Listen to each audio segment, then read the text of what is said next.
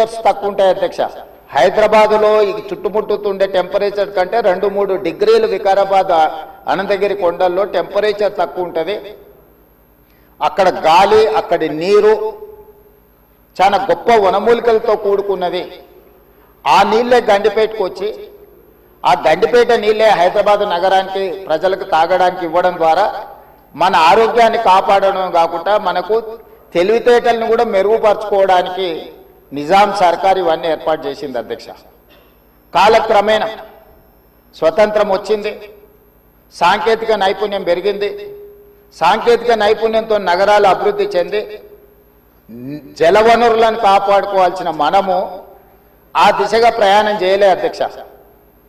శాశ్వత సమస్యల్ని పరిష్కరించి మన ఆరోగ్యాన్ని కాపాడే జలవనరులను కలుషితం చేయడమే కాకుండా కబ్జాలు పెట్టి ఫామ్ హౌజులు కట్టి ఫామ్ హౌజ్లో డ్రైనేజ్ లైన్లు తీసుకెళ్లి ఈ గండిపేట హిమాయత్ సాగర్ కలిపిండ్రు అధ్యక్ష.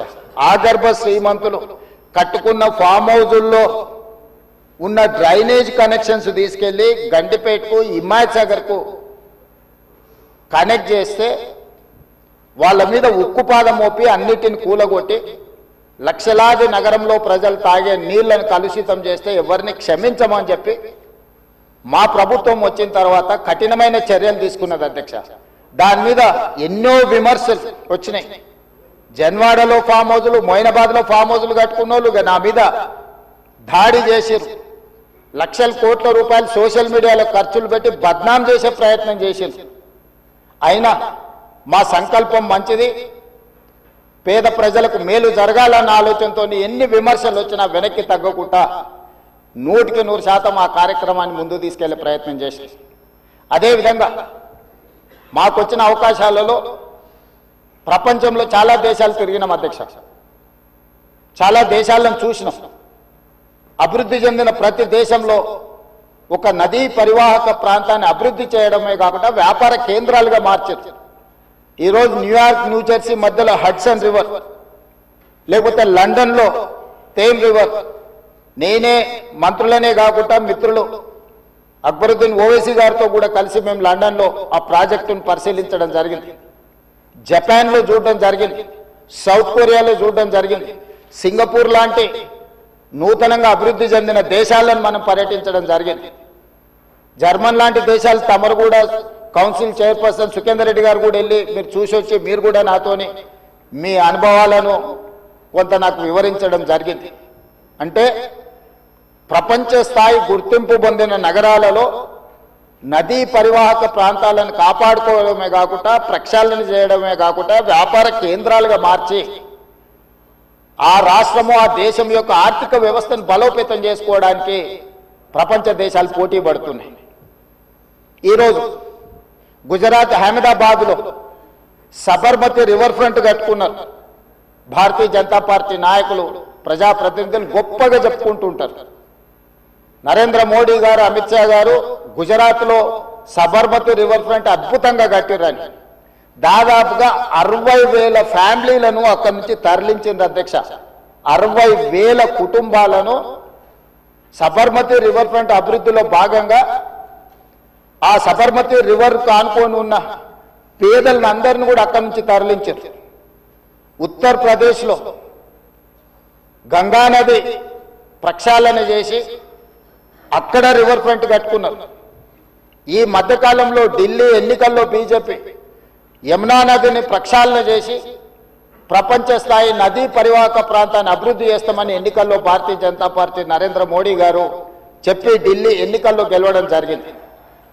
ఆ విషయాలను అన్నిటినీ భారతీయ జనతా పార్టీ అద్భుతంగా గొప్ప అభివృద్ధి నమూనాగా మాట్లాడుకొని ఎన్నికల్లో ఎజెండాగా మార్చి చెప్పుకున్నారు అధ్యక్ష.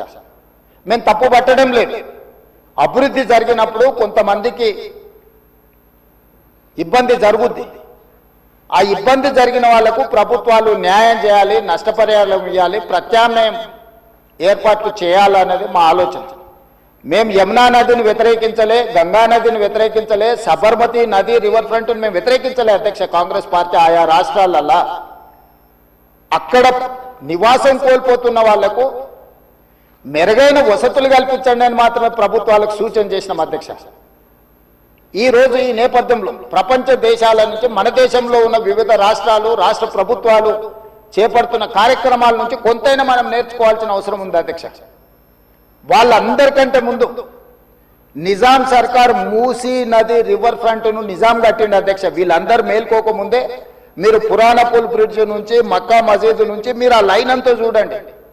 గుల్జార్ హౌస్, మోజంజాయ్ మార్కెట్, మీరు గండిపేట, ఉస్మాన్ సాగర్, హిమాయత్ సాగర్ నుంచి మొదలు పెడితే పరివాహక ప్రాంతంలో ఎన్ని హెరిటేజ్ స్ట్రక్చర్స్ ఉన్నాయి. తారామతి, బారాదరి నుంచి మొదలు పెడితే ఆ నదీ పరివాహక ప్రాంతంలో దశాబ్దాల కిందే నిజాం ఒక నదీ పరివాహక ప్రాంతాన్ని వ్యాపార కేంద్రాలుగా తీర్చిదిద్ది ప్రపంచ దేశాలతోనే పోటీ పడే విధంగా ఆనాటి హైదరాబాద్ రాష్ట్రాన్ని అభివృద్ధి చేసింది అధ్యక్ష నిజాం.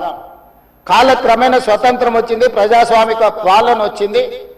కానీ నిజాం చేసిన అభివృద్ధిని మొత్తం కాలగర్భంలో కలిపేసేసి కనుమరుగు చేసేసి పాలకులకు నిజాం మీద కోపం ఉంటే నాకు అభ్యంతరం లేదు.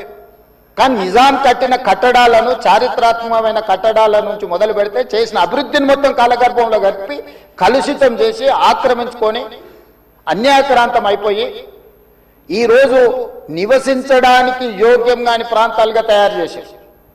ఇదొక భాగం. ఈ హైదరాబాదు నగరంలో ఉన్న మురికి కాలువలన్నిటినీ